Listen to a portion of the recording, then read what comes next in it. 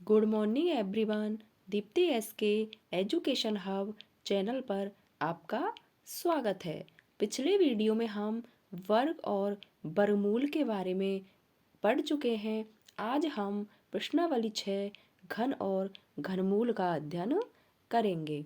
संख्याओं 1729, 4104, 13832 आदि को हार्डी रामानुजन संख्याएं कहते हैं, क्योंकि इन्हें दो घनों के योग के रूप में दो भिन्न प्रकारों से व्यक्त किया जा सकता है। जैसे 1729 को हम 10 का घन और 9 के घन के योग के रूप में लिख सकते हैं, तथा इसी संख्या को हम 12 का घन और 1 का घन के योग के रूप में लिख सकते हैं। किसी संख्या को स्वयं से ही 3 बार गुणा करने पर प्राप्त संख्या घन संख्या कहलाती है। जैसे 5 का घन बराबर होता है 5 की घात 3 या फिर 5 इंटू 5 इंटू 5। 5 को 5 से गुणा करने पर 25 आता है और 25 को 5 से गुणा करने पर 125 प्राप्त होता है, अर्थात 5 का घन 125 होता है। आइए कुछ संख्याओं के घन देखते हैं। 1 का घन होता है 1 को 1 से 3 बार गुणा करेंगे तो 1। 2 का घन 2 को 2 से 3 बार गुणा करेंगे तो 8 प्राप्त होगा। 3 का घन 27 प्राप्त होता है। 4 का घन 64 होता है। 5 का घन 125 होता है। 6 का घन 216। 7 का घन 7 इंटू 7 इंटू 7 बराबर 343। 8 का घन 512। 9 का घन 729 तथा 10 का घन 10 इंटू 10 इंटू 10 बराबर 1000 प्राप्त होता है। इस प्रकार हमें कम से कम 10 तक के संख्याओं के घन याद होने चाहिए। क्वेश्चन है, बताइए कि कौन सी संख्या पूर्ण घन संख्या है या नहीं है। 216। 216 में 2 से भाग देने पर 108 मिलेगा। 2 से भाग देने पर 54 मिलेगा। इसमें 2 से डिवाइड करने पर 27 प्राप्त होगा। 27 में 3 का भाग देने पर 9 तथा 9 में 3 का भाग देने पर 3 मिलेगा और इसमें 3 का भाग देने पर 1 मिलेगा, अर्थात 216 बराबर 2 into 2 into 2 into 3 into 3 into 3।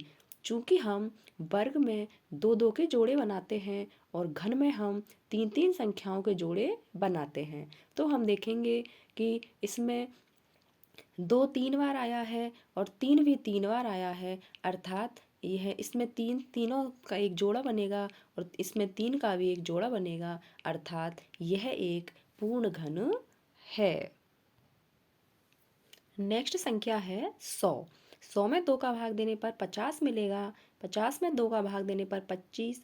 25 में 5 का भाग देने पर 5 और 5 में 5 का भाग देने पर 1 मिलेगा, अर्थात 100 बराबर 2 इंटू 2 इंटू 5 इंटू 5।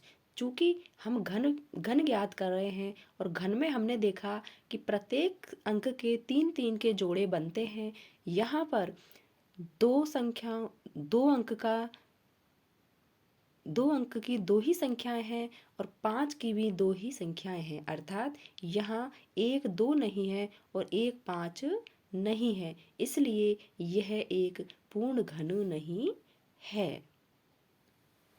जिस प्रकार वर्ग की प्रतिलोम संक्रिया वर्गमूल होती है, इसी प्रकार घन की प्रतिलोम संक्रिया घनमूल होती है। इसे √3 से व्यक्त करते हैं। जैसे 4 का घन 64 होता है तो 64 का घनमूल हमें 4 प्राप्त होगा। नेक्स्ट क्वेश्चन है, निम्न संख्याओं के घनमूल ज्ञात कीजिए।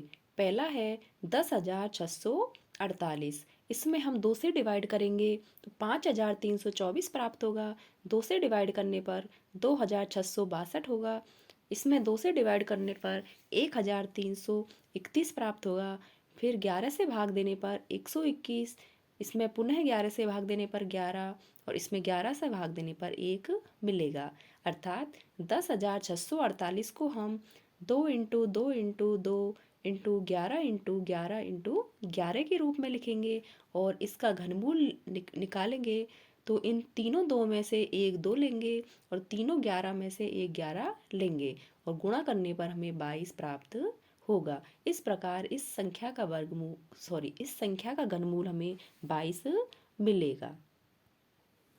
इसी प्रकार 15,625 का हम अभाज्य गुणनखंड करेंगे तो हमें 15,625 बराबर 5 into 5 into 5 into 5 into 5 into 5 मिलेगा। और जब हम इसके 3 के जोड़े बनाएंगे और इसका घनमूल निकालेंगे तो हमें 5 इंटू 5 बराबर 25 प्राप्त होगा। अब हम 46,656 का अभाज्य गुणनखंड करेंगे। चूँकि इसमें इकाई अंक 6 है तो इसमें 2 का भाग जाएगा और 23,328 मिलेगा। पुनः 2 से भाग देने पर 11,664, पुनः 2 से भाग देने पर 5,832 प्राप्त होगा।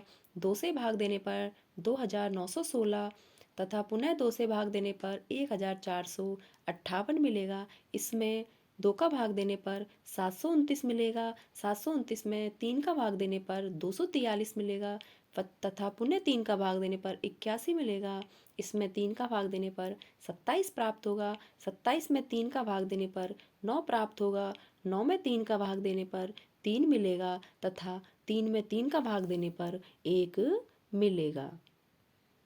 इस प्रकार 46,656 को हम 2 into 2 into 2 into 2 into 2 into 2 into 3 into 3 into 3 into 3 into 3 into 3 के रूप में लिखेंगे और इसका घनमूल निकालेंगे और 3 के जब जोड़े बनाएंगे तो हमें 2 इंटू 2 इंटू 3 इंटू 3 अर्थात 2 को 2 से गुणा करने पर 4 मिलेगा। 4 को 3 से गुणा करने पर 12 और 12 को 3 से गुणा करने पर 36 प्राप्त होगा। इस प्रकार 46,656 का घनमूल 36 प्राप्त होगा। नेक्स्ट है 91,125। इसमें 3 से भाग देने पर 30,375 मिलेगा। पुनः 3 से भाग देने पर 10,125 मिलेगा। पुनः 3 से भाग देने पर 3,375 मिलेगा। पुनः 3 से भाग देंगे तो 1,125 प्राप्त होगा। फिर 3 से भाग देने पर 375 मिलेगा। फिर 3 से भाग देने पर 125 तथा इसमें 5 का भाग देने पर 25 प्राप्त होगा। पुनः 5 का भाग देने पर 5 प्राप्त होगा और 5 में 5 का भाग देने पर हमें 1 प्राप्त होगा। इस प्रकार 91,125 को हम 3 into 3 into 3 into 3 into 3 into 3 into 5 into 5 into 5 के रूप में लिखेंगे और इसका घनमूल करेंगे और 3 के जोड़े बनाएंगे तो हम 3 इंटू 5 लेंगे तथा गुणा करने पर हमें 45 मिलेगा। इस प्रकार 91,125 का घनमूल 45 मिलेगा। इस प्रकार हम संख्याओं के घन और घनमूल ज्ञात कर सकते हैं। यदि आपको हमारा चैनल अच्छा लगे तो इसे लाइक कीजिए, शेयर कीजिए एंड सब्सक्राइब कीजिए। मिलते हैं नेक्स्ट वीडियो में। Thank you.